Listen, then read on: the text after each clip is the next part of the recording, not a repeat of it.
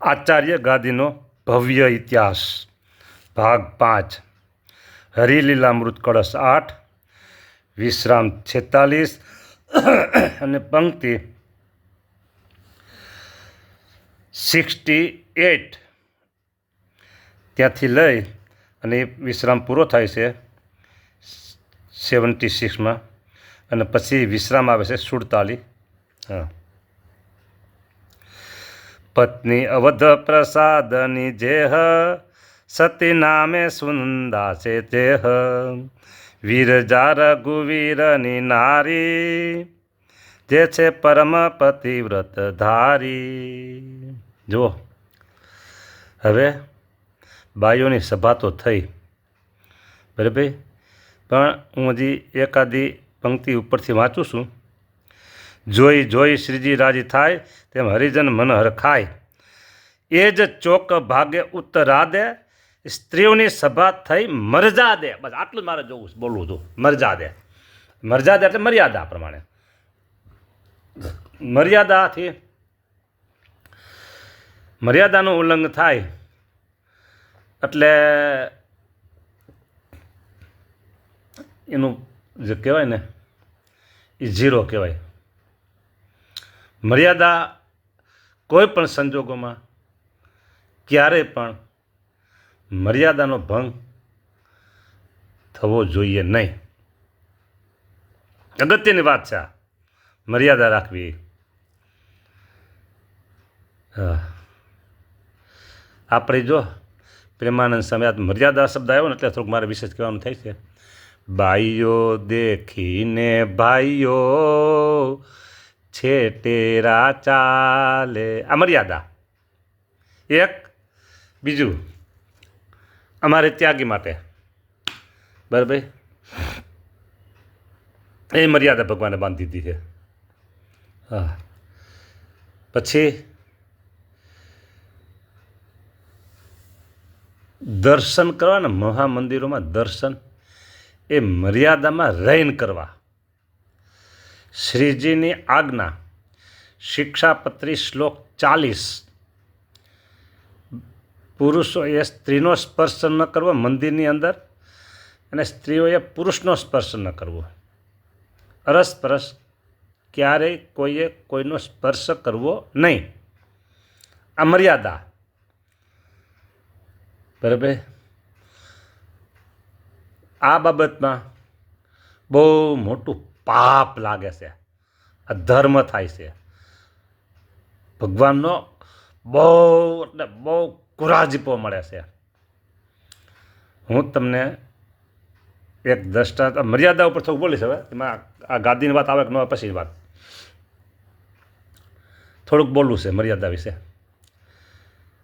અહીંથી રાજકોટથી તમે 100 કિલોમીટર 200 કિલોમીટર 250 કિલોમીટર કોઈ મંદિર, આપણું મોટું મંદિર, અને ત્યાં તમે દર્શન કરવા ગયા 200-250 કિલોમીટરનું અંતર કાપીને, અને ત્યાં અંદર તમે ગયા. તમારે એ મંદિરમાં 1 કલાક 2 કલાક 3 કલાક જ રોકાવાનું છે. દર્શન કરતા નીકળી જવાનું છે. અન્નકૂટનો દિવસ હોય, પાટોત્સવનો દિવસ હોય એટલે વધારે રોકાય ન રોકાય પછી. પણ અંદર તમે જ્યાં પ્રવેશ કરો છો ત્યાં બાઈઓ અને ભાઈઓ બધા ભેગા છે બરાબર. તો એ દરવાજાને હાથનો સ્પર્શ કરી, વંદન કરી, નમન કરી અને તમે પાછા તમારી ગાડીમાં બેસી અને પાછા જ્યાં આગળ જવું છે ત્યાં જાઓ. ભલે તમને પ્રભુના દર્શન નથી થયા, તમને ધજાના દર્શન કરી લીધા, શિખરના દર્શન કરી લીધા, મંદિરના દર્શન કરી લીધા, તમને મૂર્તિના દર્શન તમને નથી થયા, પણ મૂર્તિએ તમને જોઈ લીધો. અંદર બિરાજમાન પ્રભુએ તમને જોઈ લીધા. વાહ મારો વાલો હરિભગત, વાહ મારા વાલા ભક્તો, વાહ. બાઈઓ હોય તો બાઈઓએ, ભાઈઓ હોય તો ભાઈઓએ. આવી રીતે દરવાજાને વંદન કરી અને તમે નીકળી જાઓ. તો તમારે પ્રભુના મુખાર વિના દર્શન તમારે થયા નથી, પણ પ્રભુએ તમને જોઈ લીધા છે. એટલે તમારી ઉપર બહુ રાજી છે. રાજી છે, ખૂબ રાજી છે. હા, ખૂબ રાજી છે. અને તમે માથું મારી અને બાઈઓ ભાઈઓની મર્યાદાનો ભંગ કરી અને વાહ પ્રભુ વાહ હરિકૃષ્ણ મહારાજ, વાહ પ્રભુ વાહ હરિકૃષ્ણ મહારાજ, એમ તમે દર્શન કરો. મર્યાદાનો ભંગ થયો હોય, પ્રભુનું મોઢું શ્યામ થઈ જાય, ન રાજી હોય, બિલકુલ રાજી ન હોય. માળા મારી જીભ ઉપર પગ દે ને મારા મોઢાને જોશ તું કે એમ કે. હા, કેને કેવું? આ કેવું કોને? બોલો. નો એટલે નહીં. અંદર ભેગા જાઓ, અંદર જાઓ અને ભેગા જો થવા તો સ્પર્શ થતો હોય તો ન દર્શન કરાય. તમને એમ થાય 200 કિલોમીટરનું અંતર કાપીને આપણે ગયા, ભલે ગયા. હા, પણ પ્રભુએ તમને જોઈ લીધા છે ને, તમે ભલે ન જોયા હોય. સ્વામિનારાયણ સંપ્રદાયની અંદર જે આ મર્યાદા છે ને, મર્યાદા એ ખૂબ ઇમ્પોર્ટન્ટ છે. હા, હવે આપણે આ ગાદી ભવ્ય ઇતિહાસની કથા કરીએ. આ તો આવ્યું હતું શું આવ્યું કે મર્યાદા પ્રમાણે સભા થઈ. પત્ની અવધ પ્રસાદની જેહ, સતી નામે સુનંદા છે તેહ. વીર જા રઘુવીરની નારી, જૈસે પરમ પતિવ્રત ધારી. સાંગા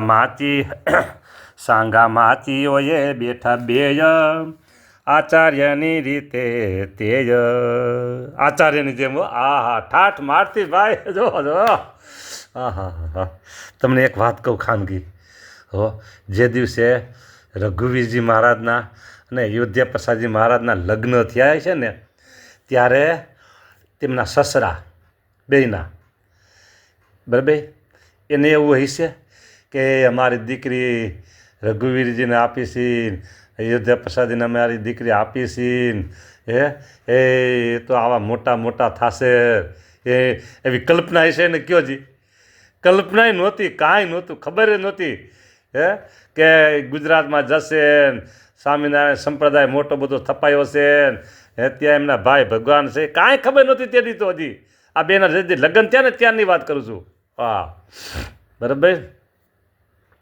અને પછી અત્યારે એ બે જે પત્નીઓ એટલે કે બે આચાર્યોના સસરા, એ સસરા પક્ષના એના જે સાસુ સસરા છે, સાઢુ ભાઈ કે પછી સાળી, આ બધા એટલે કે જ્યાં સુનંદા દેવી અને વિરજા દેવી, એમના બહેન હોય, એમના ભાઈ હોય, એમના માતા પિતા હોય, અરે એમના મામા બધા આજે ખુશાલ છે. ઓહો, કેવા ખુશાલ છે કે વાહ અમારી દીકરીને ઓહો આવું ઊંચું પદ મળ્યું, કે ઊંચું પદ મળ્યું.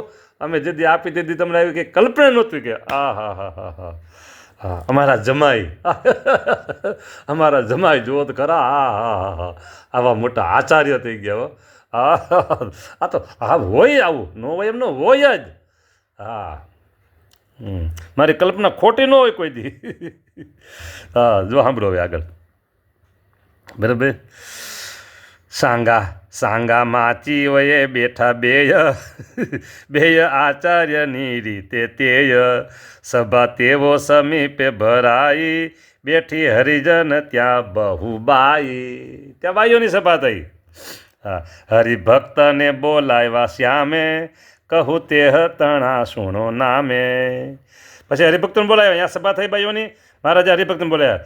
અમદાવાદના દામોદરભાઈ અને મહેમદાવાદના ભાણાભાઈ અને પીજના વનમાળીભાઈ, તેઓ પ્રત્યે કહે અવિનાશી, જઈને બાઈઓને તેઓ પ્રત્યે કહે અવિનાશી, બરાબર.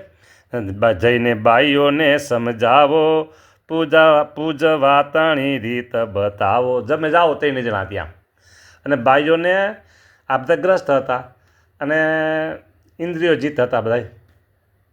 હા, દ્રષ્ટિમાં બિલકુલ દોષ નહોતો એની.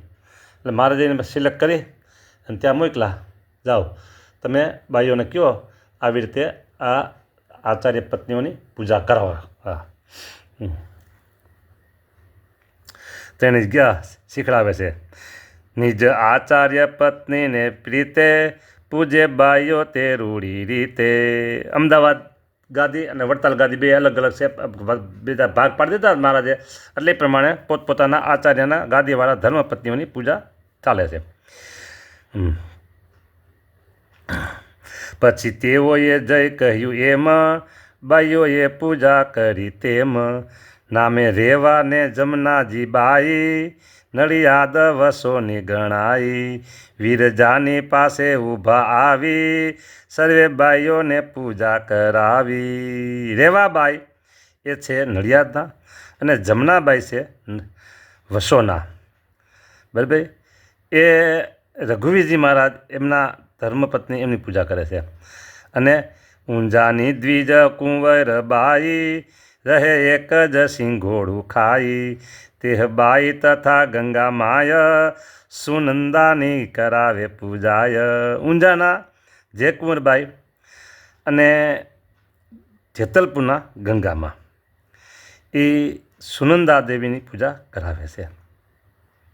પૂજા ચાલુ છે. એકાદશીનો દિવસ છે.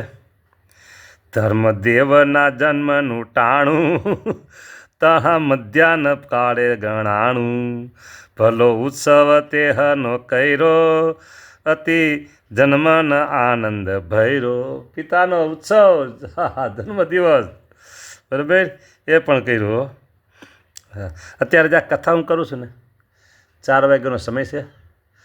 મારા રૂમે આ કથા હું કરું છું બરાબર બપોર પછીના. અને બાજુમાં ભગવાનનો શયનખંડ પડદો નાખીને સરસ બનાવ્યો છે. ધીમો ધીમો આ પંખો ચાલુ છે. પ્રભુ ત્યાં પોઢા છે. પણ આ કથા કરું છું એટલે ભગવાન ઊંઘ તો ન આવતી હોય. આ બધું આ કાન રાખીને સાંભળતા છે હો. આ બધું આ કાન રાખીને સાંભળતા છે હો. એ કે મેં આ 200 વર્ષ પહેલાં બધું કર્યું હતું એ તું અત્યારે તાજું કરસ ને કે ના હમણાં હું ટકોરી વગાડીને જગાડીશ અને પછી પૂછીશ પ્રભુ કેમ તમે સાંભળતા હતા ને. પ્રભુ હું કહીશ કાંઈ ખોટું નથી બોલ્યો. ના ના ના તું ખોટું બોલતો નથી ઓકે એમ જ કહે. હા જોકે પ્રભુ છે ને સેવકોને તો એને તમે કહે છે એટલે મને તું તો ન કહે ભગવાન. ના ના ના ના તમે ખોટું જરૂર બિલકુલ બોલતા નથી હો. બિલકુલ ખોટું નથી બોલતા. તમે સાચી જ વાત કરો છો. ક્યારેય તમે ખોટું બોલ્યા નથી કે. અરે મહારાજ મારી પ્રશંસા પાછી કરશે હો કે તમારી કથા હરિભક્તોને બહુ ગમે છે. તમે સત્ય સિદ્ધાંતની કથા કરો છો. તમે એકદમ રાઈટ ટ્રેક ઉપર કથા કરો છો. તમારી કથા મારા મહિમાની અને મારા અનાદિ મુક્તોની કથા તમારી છે. ધામની કથા મારા મહિમાની કથા મારી સર્વપરિતાની કથા. તમે બહુ સારી કથા કરો છો. એટલે તમારી કથાથી હું તો બહુ ખુશ છું કે તમે રોજ સાંજે સભા મંડપમાં કથા કરો ત્યાં તો હું જ્યાં કથામાં હાજર હોઉં છું કે. અને હરિભક્તોના હૃદયમાં રહી અને હું જાણું છું કોણ કોણ હરિભગત આ કથાથી રાજી છે. બરાબર. તો બધા હરિભક્તો તમારી ઉપર સેવક સાધુરામ તમારી ઉપર બધા હરિભક્તો બહુ પ્રસન્ન છે. બહુ પ્રસન્ન છે. બહુ પ્રસન્ન છે. હું તો પ્રસન્ન હોવ જ ને કે આમ મહારાજ મને વાતો કરે છે મહારાજ મારી સાથે. આવું બધું મહારાજ બોલશે. હા વાતું કરશે. હા આગળ જગાડીશ ને ત્યારે બરાબર. પછી આ ધર્મદેવના જન્મની વાત આવી એ પ્રભુએ સાંભળ્યું છે. એટલે એ કહે છે ઓહો અમે અમારા પિતાનો જન્મદિવસ ઉજવીએ છીએ સાધુરામ ઉજવીએ છીએ. અને પૂનમ આવશે ને ત્યારે અમારી માતાનો જન્મદિવસ હતી અમે ઉજવશું કે કાર્તિક સુધી પૂનમે. હા અને આ છે કાર્તિક સુધી એકાદશી. વાહ પ્રભુ. આવી રીતે પ્રભુ મારી સાથે ખૂબ વાર્તાલાપ કરશે. અમે પ્રભુને અમે બે વાર્તાલાપ બધે કરશું. મોજ કરશું. આનંદ કરશું. કિલોલ કરશું. અને પ્રભુ મારી કથાથી બહુ પ્રસન્ન છે. એટલે મને ખૂબ આનંદ થયો. આનંદ થયો. આનંદ થયો. હા ખૂબ આનંદ થયો. વાલા ભક્તો અહીંયા છે ને આ 5મો ભાગ પૂરો થાય છે. એટલે મારે થોડુંક લંબાણું હતું કારણ કે અહીંયા આ વિશ્રામી પૂરો થાય છે. છેલ્લી પંક્તિ છે સહજ તનુજ દત્ત પુત્ર લીધા પ્રભુની જગાદી તણા અધીશ કીધા ચરિત પુનિત કૃષ્ણ કેરું સારું સ્મરણ કર્યાથી સુસૌખ્ય આપનારું. ઇતિ શ્રી વિહારીલાલજી મહારાજ વિરચિત હરિલીલામૃતનો 46મો વિશ્રામ થયો. મને એમ હતું કે 47ના વિશ્રામ પ્રવેશ કરશું પણ આ કે સમય મર્યાદા પૂરી થાય છે એટલે હવે આપણે આગળ કથા નથી કરતા. 15 મિનિટ થઈ ગઈ છે અને આ કથાને વિરામ આપીએ છીએ. મારી એટલી જ ભલામણ છે આ કથા તમે લગભગ નહીં સાંભળી હોય.